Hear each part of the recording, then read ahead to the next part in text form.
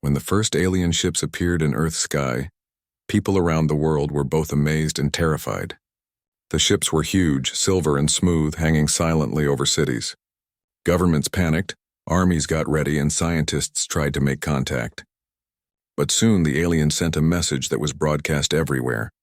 They called themselves members of the Galactic Union, a powerful alliance of advanced civilizations across the galaxy. Their voice was calm, but there was pride in their tone. They said they had come in peace, but they had one warning for humanity: do not expand beyond your solar system. They claimed humans were too young, too emotional, too unpredictable to handle the responsibility of joining the galactic community. They said exploration could bring disaster, and that Earth's aggression might endanger others. At first, people didn't know how to react. Some felt honored to finally be noticed by beings from beyond the stars. Others were angry at the arrogance of strangers who acted like masters of the universe. The United Nations gathered emergency meetings.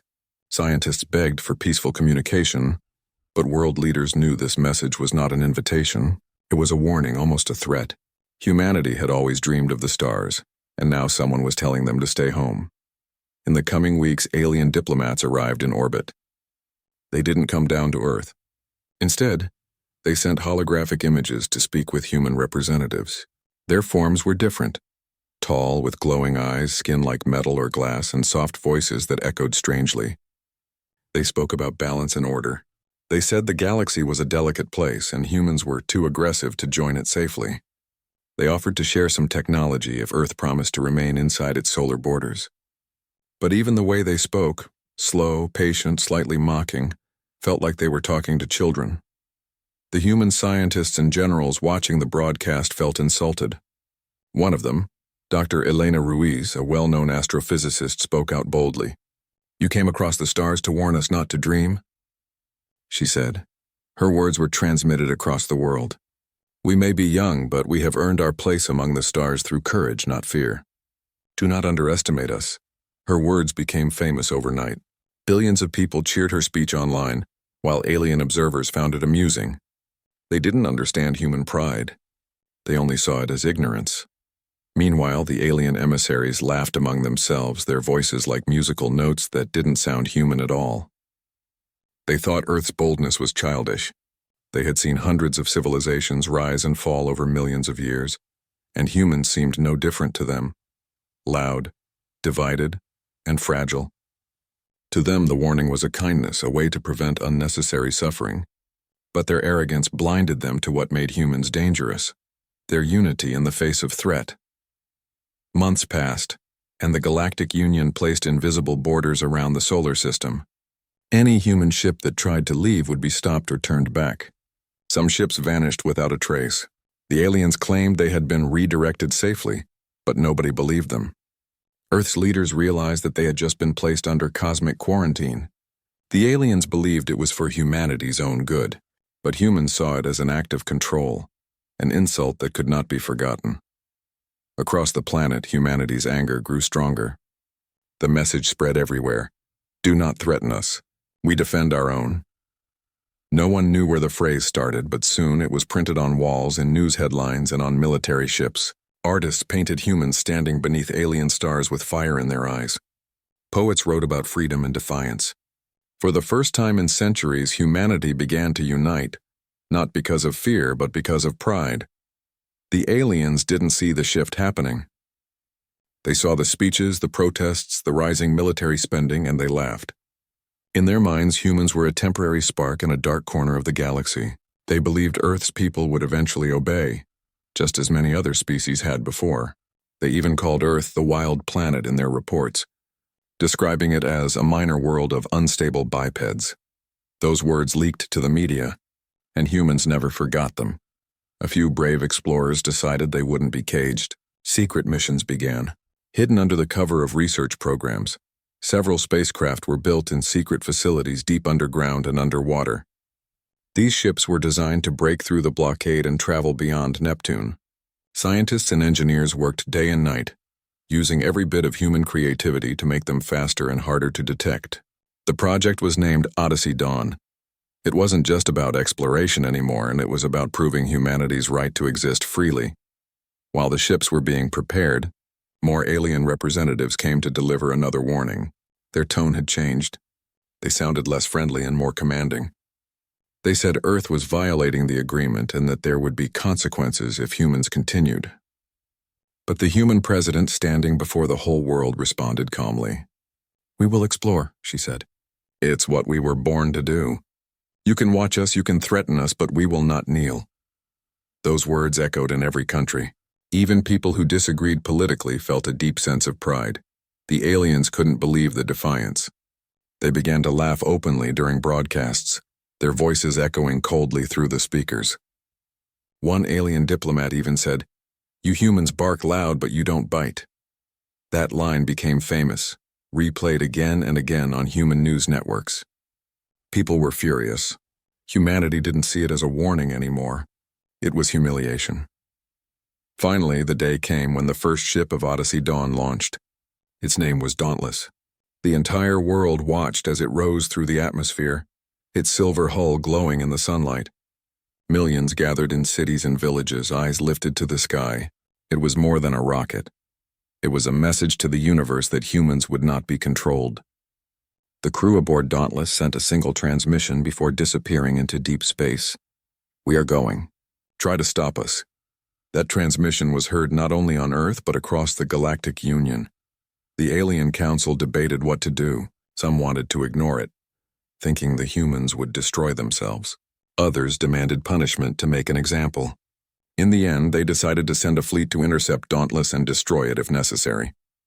They believed this would end humanity's rebellion once and for all. As alien fleets began to move, Earth's skies turned quiet. Everyone waited for news. Some prayed, some cursed, and others simply hoped. Humanity had never felt so small, or so united. Nobody knew what would happen next. The aliens, confident in their power, still thought of Earth as a harmless world, a place of dreamers playing with fire. They couldn't see the storm that was building inside the human heart, because behind every act of laughter from the Galactic Union, there was a growing silence among humans, the silence of anger turning into resolve. The scientists who built Odyssey Dawn began designing weapons that could defend Earth. Engineers started sharing secret projects across nations that used to be enemies. Humanity was preparing for the day they would be forced to fight. The aliens thought their warning was a sign of control, but for humans, it had become a reason to rise. And somewhere in the blackness of space, beyond the reach of the solar blockade, the Dauntless continued forward, its crew staring into the endless stars with determination. They knew the aliens were laughing now, but deep inside they also knew. One day that laughter would stop. The laughter of the aliens echoed across the galaxy. News channels on alien worlds played clips of humans shouting and protesting against the Galactic Union. Alien comedians made jokes about Earth, calling humans tiny warriors with big mouths. They laughed at human anger and called it primitive pride. To them it was all entertainment. They never imagined that the species they mocked would soon shake the stars with fire. On Earth, the mood was very different. After the Odyssey Dawn mission vanished beyond Neptune, tension grew. For weeks, no signal came back from the Dauntless ship. The world waited in silence, watching the skies every night, hoping to see a returning light.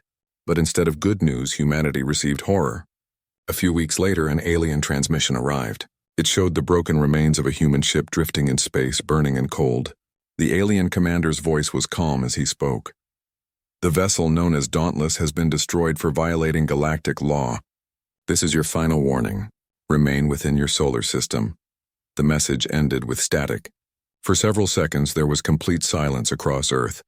Then came the rage. People flooded the streets in every country, shouting, crying, demanding justice. The faces of the Dauntless crew were shown on every screen.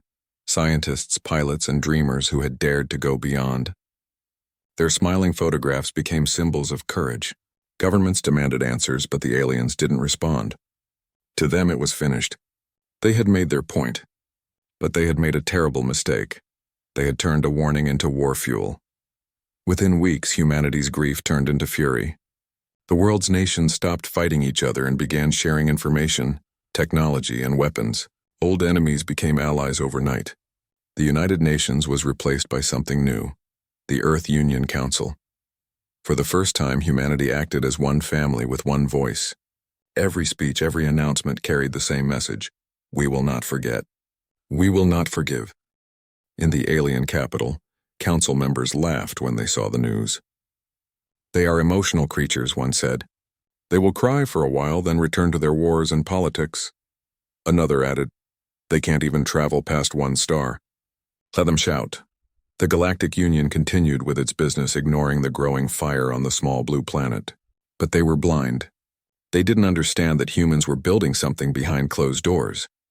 In secret bases beneath mountains and under oceans, engineers began working day and night. They studied the alien signal from the dauntless wreckage and used it to learn. They discovered weaknesses in alien ship designs, patterns in their communication, and flaws in their defense systems. Humanity was learning faster than anyone expected. Every scientist, soldier, and engineer carried the memory of the destroyed ship in their hearts. They were no longer building for exploration. They were preparing for revenge. Meanwhile, alien spies hidden among human diplomats sent reports to the Galactic Union, warning that humans were planning something. But the Union didn't take it seriously. One of the council leaders even said, "They are like children playing with fire. They will burn themselves before reaching us." They underestimated humanity's determination. They didn't know that humans were willing to sacrifice everything when pushed too far. A year later, humanity launched new ships, smaller, faster, and invisible to alien sensors. They were designed for stealth, carrying weapons that could pierce through shields. Each ship had a name taken from old myths: Valkyrie, Ghost, Revenant, and Nemesis. Their mission was not to explore. Their mission was to strike. The first target was a mining outpost belonging to one of the Union's member species, located near a red star on the edge of known space. It was chosen carefully, far enough to avoid drawing the whole Union's attention, but important enough to send a message. When the human fleet arrived, they did not announce themselves. They attacked swiftly and silently. The outpost alarms didn't even have time to sound before it was engulfed in plasma fire. Thousands of alien workers tried to flee, but the human ships didn't stop. When the smoke cleared, nothing remained but ashes floating in the void. The Galactic Union was shocked. They couldn't believe it was humans. "Impossible," one alien general said. "They don't have the technology for such precision." But evidence came quickly. The attackers left a transmission floating through space. A short, chilling message. "You destroyed Dauntless. We destroy yours. This is only the beginning." For the first time, the aliens realized humans were not bluffing. The alien media stopped laughing. The jokes ended. The image of Earth changed overnight. Now they called humans the reckless ones, the fire children, and the cursed planet. The Galactic Union gathered in emergency meetings to decide what to do. Some demanded immediate retaliation. Others argued for peace talks. But the damage was done. The humans had crossed a line that no younger species had ever crossed before.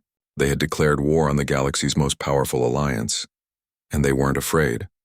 On Earth, the destruction of the mining world became a symbol of pride.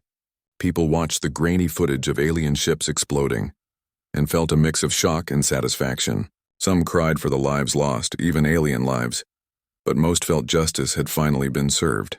The president of the Earth Union gave a short speech.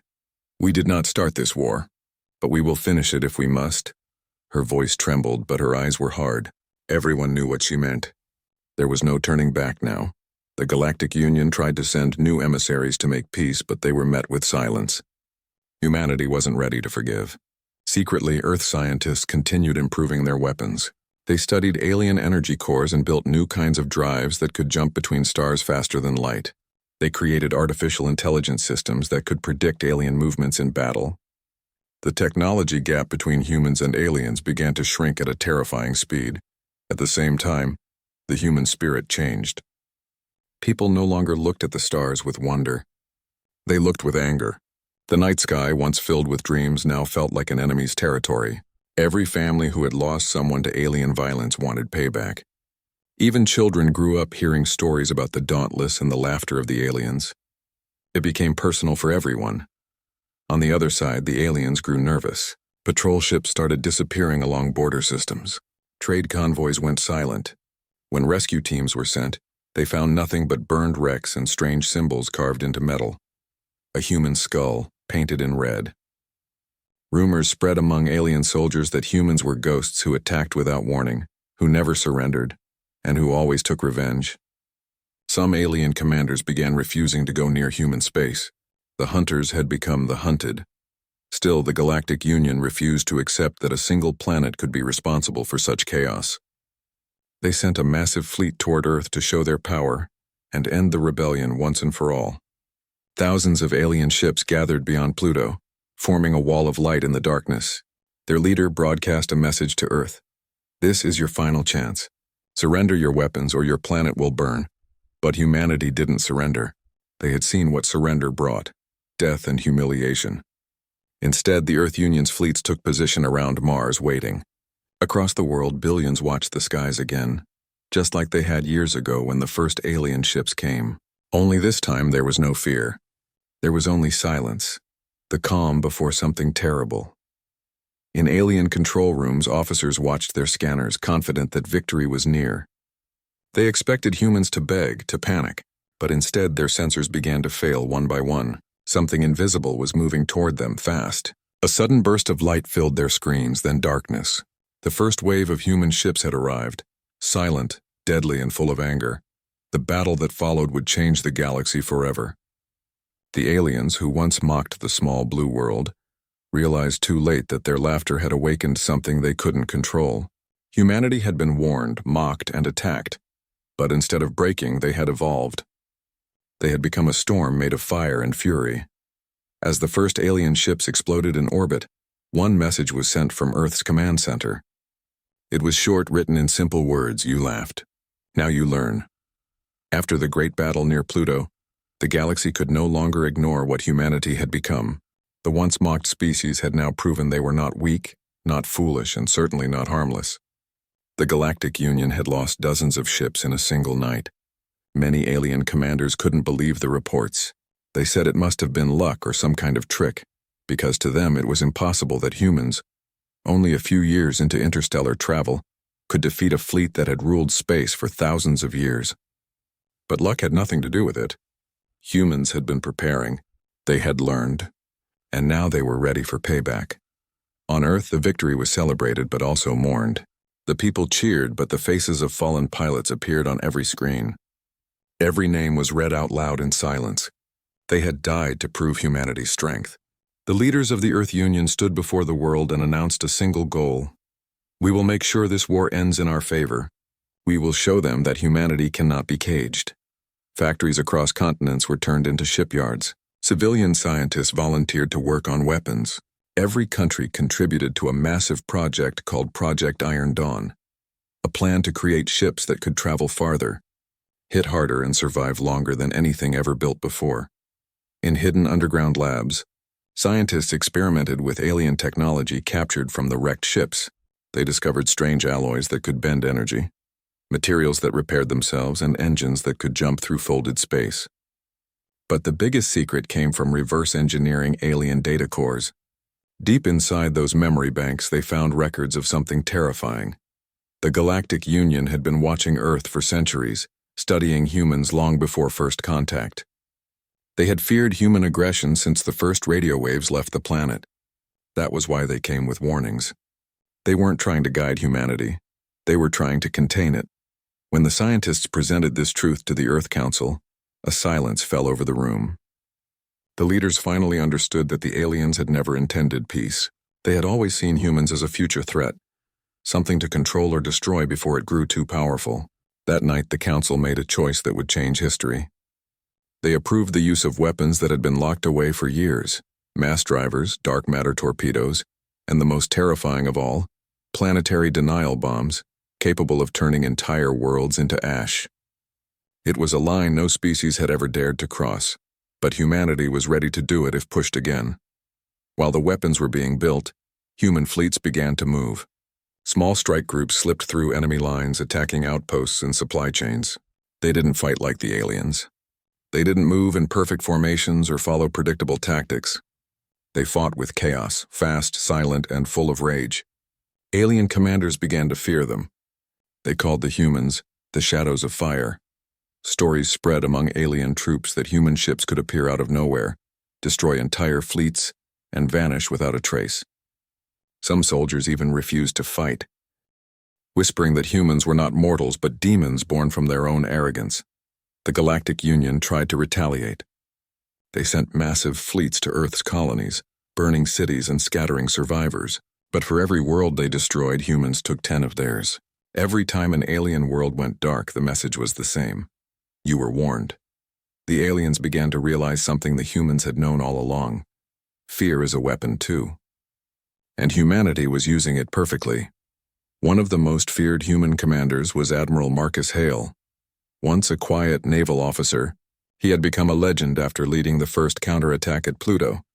His ship, Resolute, was known across the stars. He never lost a battle, but what made him truly dangerous was not his power, it was his mercy. He always sent a message before striking. Leave now. Do not test Earth's wrath. Many alien fleets ignored him, believing it was a bluff. None of them ever returned. Admiral Hale's fleet discovered a key alien hub world named Theron Prime, a planet rich with factories and communication relays. It was the heart of the Union's military production. Taking it down would cripple their entire defense network. The Council debated for days. Destroying the planet would mean millions of civilian deaths. But then the images of Earth's burned colonies were shown again. Children, families, entire cities erased. The decision was made. Humanity would strike first and strike hard. The attack on Theron Prime began with silence. Thousands of human ships appeared at the edge of the system, invisible to scanners. Then with a single signal from Admiral Hale, they moved. Beams of light tore through the blackness, cutting across space. Alien defenses activated too late. Their mighty orbital cannons fired back. But human ships dodged with impossible precision. Within hours, the planet's sky turned into a sea of explosions. The ground trembled as plasma storms rained from orbit. As the aliens tried to evacuate, Hale's voice echoed through every open channel. You laughed at our warning. You thought we were weak. Now learn the price of arrogance. His words were calm, almost sorrowful. Then he gave the final order. The first planetary denial bomb was released. It fell through the atmosphere like a burning sun. The explosion was so bright it blinded sensors across the sector. When the light faded, Theron Prime was gone, turned into a gray, lifeless rock. The galaxy froze in disbelief. No one had ever seen such destruction. The Galactic Union called it an atrocity, but to humans it was justice. They didn't cheer. They didn't celebrate. They simply said, never again. But the truth was clear. The line had been crossed. There was no turning back now. After Theron Prime, the balance of power shifted completely. Dozens of alien species that once supported the Union began to withdraw. Some surrendered to humanity, offering resources and technology in exchange for mercy. Others went into hiding, terrified that Earth's fleets would find them next. The Union began to collapse from within. Old allies accused each other of failure. Some even tried to negotiate secretly with human commanders, begging for peace. Yet humanity's hunger for victory didn't stop. For every lost human life, another fleet was built. Factories on the Moon and Mars worked without rest. Even children grew up dreaming of joining the Stellar Guard. Humanity had become something new, not just a species, but a force of nature. They were united by pain and pride, moving forward with unstoppable purpose. But not everyone agreed with the endless war. Some scientists and leaders began to question what humanity was becoming. Dr. Elena Ruiz, the same scientist who had once spoken against the alien warning, stood before the Earth Council again. Her voice was tired but strong. We have proven our strength, she said, but at what cost? If we burn every world, what will be left of us? Her words caused silence, but no one answered. The war had gone too far for hesitation. The council thanked her for her opinion, then continued their plans. Meanwhile, the surviving aliens gathered in secret. They created a desperate alliance called the Silent Accord. Their goal was simple: survive. They no longer wanted victory. They wanted to live. But wherever they fled, humans followed. The galaxy that once mocked Earth was now filled with fear. Cities went dark when human ships appeared in orbit. Trade routes closed. Communication channels were filled with whispers. They warned us. We didn't listen. The retaliation reached its peak when humanity unveiled their final creation, a massive ship called the Horizon. It was the size of a small moon, capable of carrying entire fleets within it. Powered by a captured alien energy core, it was unstoppable. When the horizon moved through space, it left trails of burning light behind it. The aliens called it the Harbinger. To them it was death itself. Admiral Hale commanded the horizon personally. His orders were simple: bring the Union to its knees. But deep inside, even he began to feel the weight of what they had done. He looked at the stars, now scarred with smoke and fire, and whispered to himself, "This was never our dream." Yet he continued, because he knew stopping now meant defeat. By the time the Galactic Union finally surrendered, dozens of worlds were gone. Their great capital planets turned to ash. The galaxy had learned the truth that humans had tried to tell them from the beginning. Humans were not to be threatened, not to be mocked.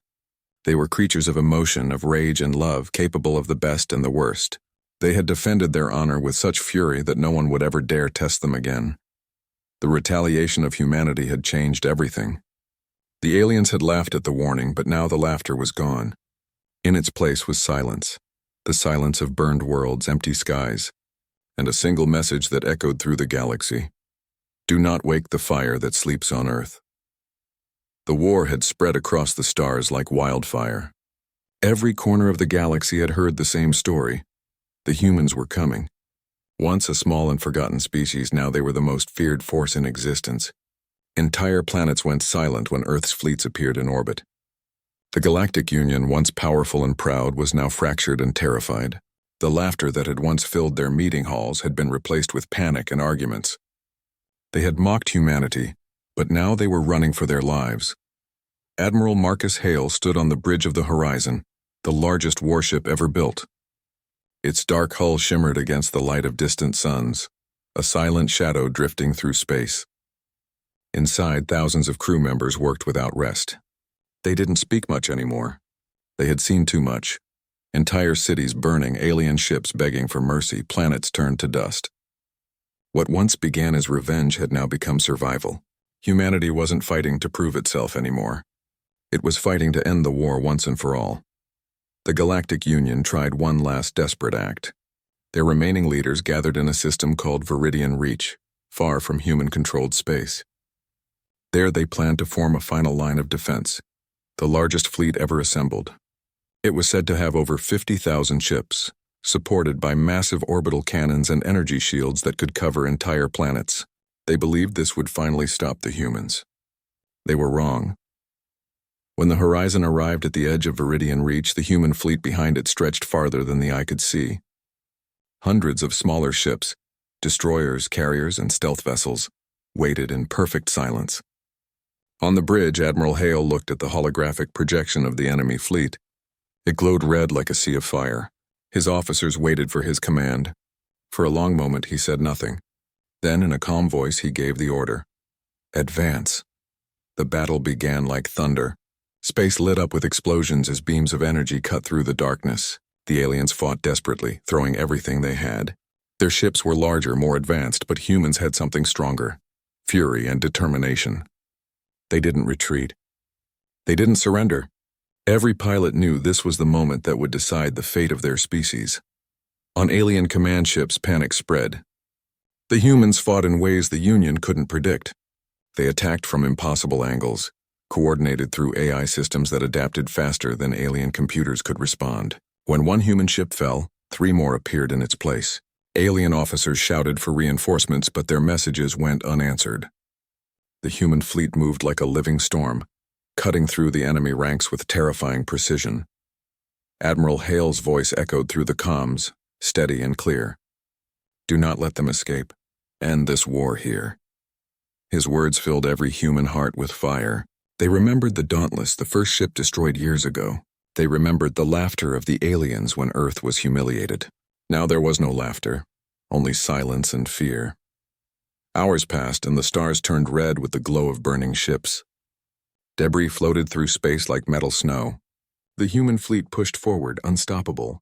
Finally, the horizon reached the command center of the alien fleet, a colossal space station that served as the heart of the Union's power. Its shields glowed bright blue, surrounded by hundreds of defensive platforms.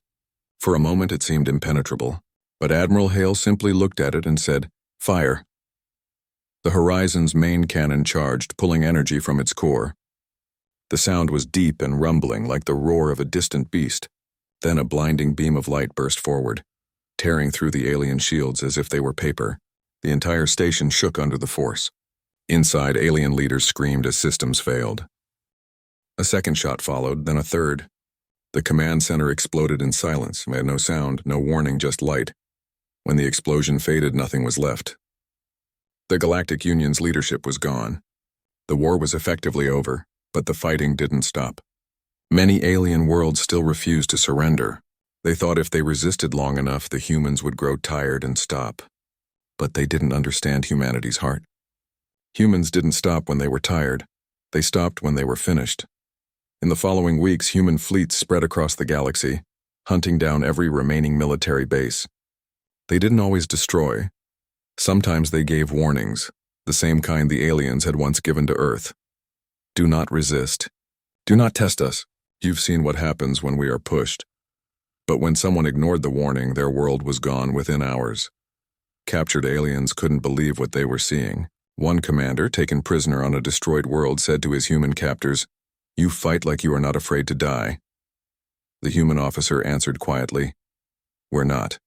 You taught us that fear only gives our enemies power." The destruction spread fast. Planets that had once mocked Earth's existence were now turned to silent ash. On every world the humans passed, the same image remained. Burned cities and banners marked with the symbol of the Earth Union. It wasn't meant to be cruel. It was meant to be remembered. The galaxy would never forget what had been done to humanity, nor what humanity had become because of it. But not all humans were proud of what they saw. Inside the horizon, some crew members began questioning the mission. Commander Isla Chen, Hale's second-in-command, confronted him one night in the observation deck. "How much longer will we keep burning worlds?" she asked. "We've already won." Hale looked at her silently for a moment, then said, "We win when they understand. When the galaxy remembers never to threaten Earth again." She wanted to argue, but when she looked into his eyes, she saw the pain there. He wasn't proud of what he was doing. He was haunted by it. Each destroyed planet left scars not only in space but also in the hearts of the humans who fought. Soldiers started having nightmares. Pilots cried in silence after missions. They didn't cheer after battles anymore. The war had taken everything, their innocence, their dreams, their peace. They had become the very thing they once feared, unstoppable and merciless. Meanwhile, survivors across the galaxy began to whisper stories about humanity. Some called them monsters. Others called them gods.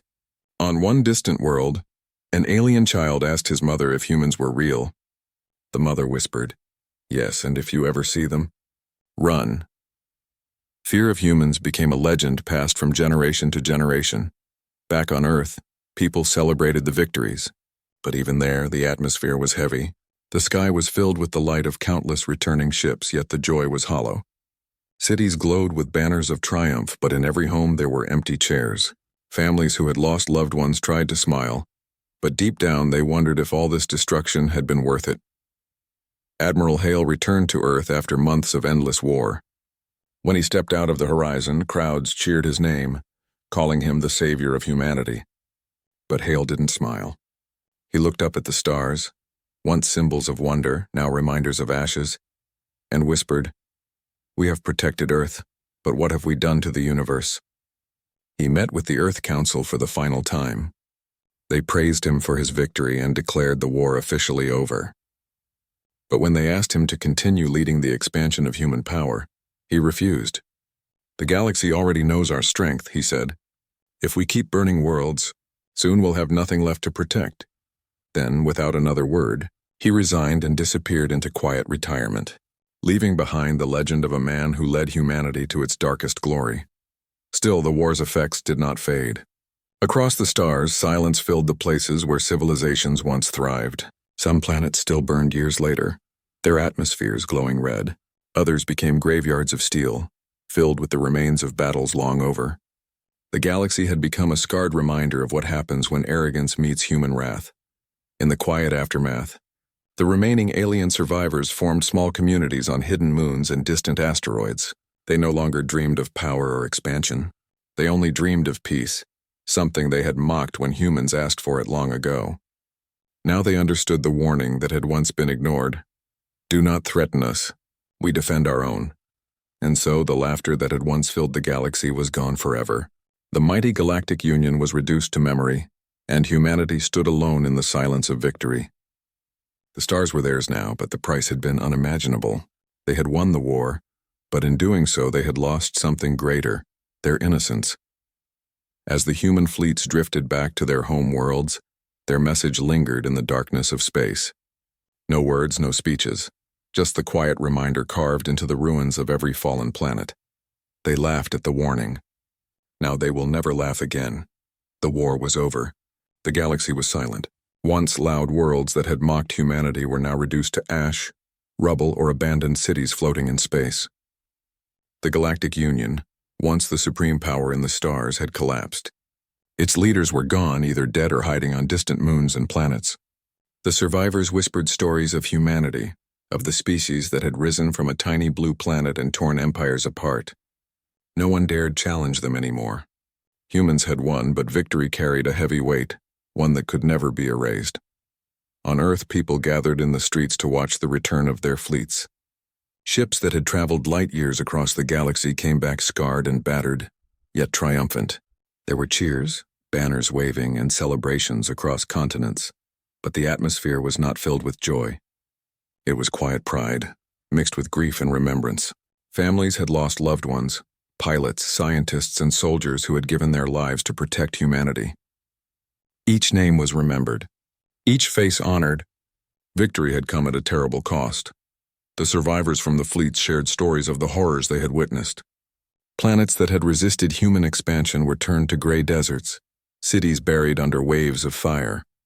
The humans had fought not just for survival but for justice, and every action had left a mark that could never be forgotten.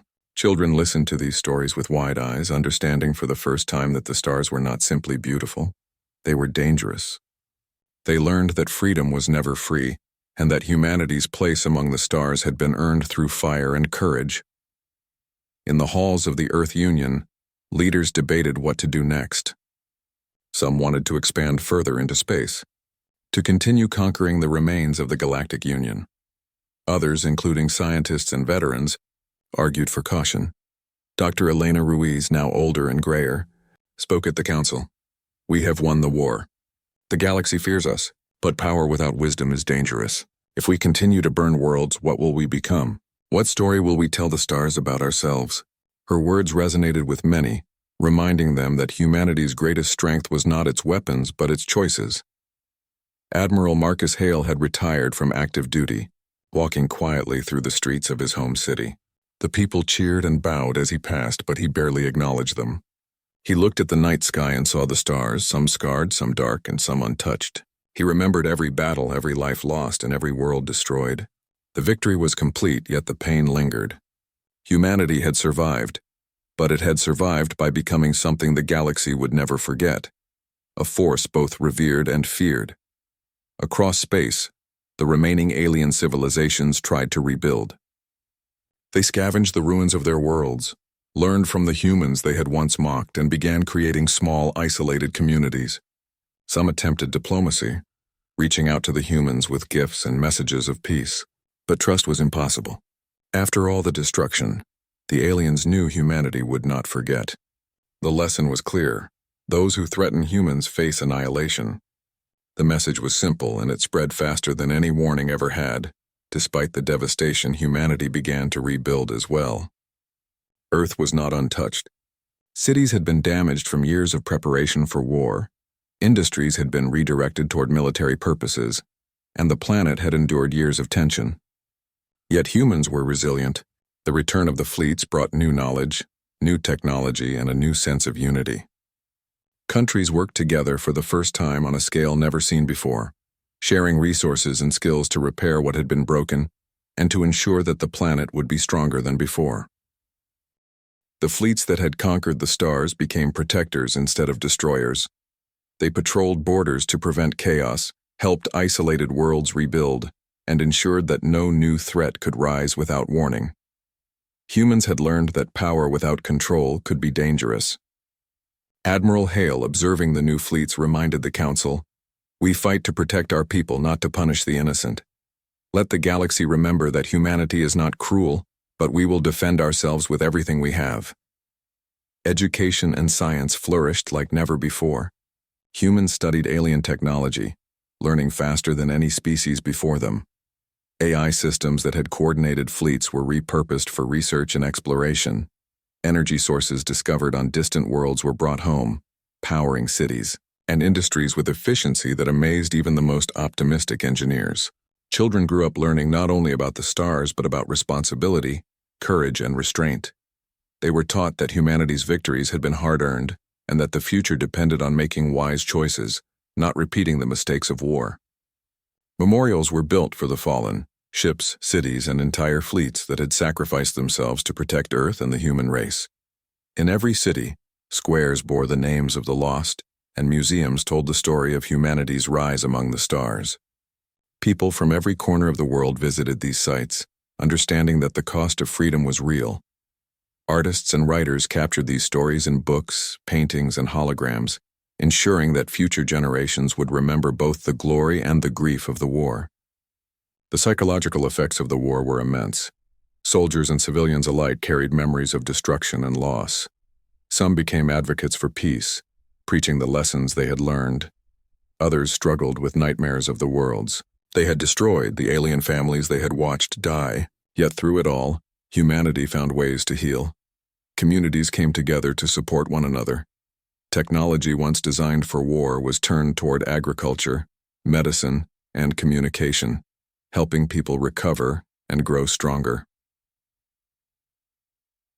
For the Galactic Union, the memory of humanity became a legend and a warning.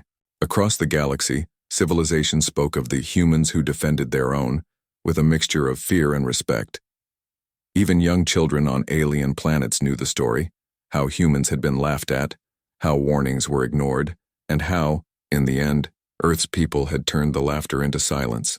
The story was no longer just a tale of war. It became a story of survival, courage, and the unstoppable determination of one species to protect itself. Humans themselves changed. The war had forced them to unify, to see themselves not just as citizens of countries, but as members of one species. Old conflicts and rivalries faded into memory, replaced by a shared sense of purpose. Humanity understood that the stars were now theirs to protect, not to dominate recklessly. This new perspective led to a golden age of exploration and discovery. Humans were careful but bold, curious but vigilant, always remembering the lessons of fire and destruction they had endured and delivered. In the quiet moments, when the night sky stretched above Earth, people would look up and reflect. Some remembered the laughter of the aliens, the first warnings, and the pain of loss. Others remembered the courage of those who had fought, the determination that had allowed humans to survive against impossible odds. And always, there was a shared understanding. Humanity had been tested, and humanity had survived. The message of the war spread far beyond Earth. Humans established alliances with alien survivors who had chosen peace, sharing knowledge and forming networks of trust. Trade routes were rebuilt and communication channels reopened, but always with caution. The galaxy knew that humans could be merciful, but they could also be unstoppable if provoked. Respect, not fear, became the foundation for the new relationships forming across the stars. As time passed, the story of the war became a lesson for both humans and aliens. It was taught in schools, studied by scholars, and remembered in ceremonies. Humanity had been laughed at and dismissed, but in the end, they had reshaped the galaxy. They had defended their home with courage and fire, leaving a legacy that would last for centuries. And through it all, they had learned that strength alone was not enough. Wisdom, restraint, and unity were what allowed them to survive and thrive. By the end of the first decade after the war, humanity had rebuilt, stronger and wiser. Cities sparkled with new energy, fleets patrolled the borders, and the stars were alive with the promise of exploration. People remembered the past, honored the lost, and looked forward to a future where humans could explore, protect, and grow without fear of being underestimated again. The laughter of the aliens was now a distant memory, replaced by a galaxy that understood the warning humans had once given: do not threaten us. We defend our own. The legacy of that war endured not in destruction but in knowledge, unity, and respect. Humans had turned worlds to ash, yes, but they had also turned despair into courage, loss into determination, and mockery into legend. Across the galaxy, every species now knew the same truth. Humanity was not to be laughed at, underestimated, or threatened. They had survived against impossible odds and emerged stronger than ever. And on Earth, under the night sky that stretched endlessly into space, people finally felt a quiet peace. They remembered the laughter, the warning, the war, and the victories. They remembered the cost, and they remembered the lesson.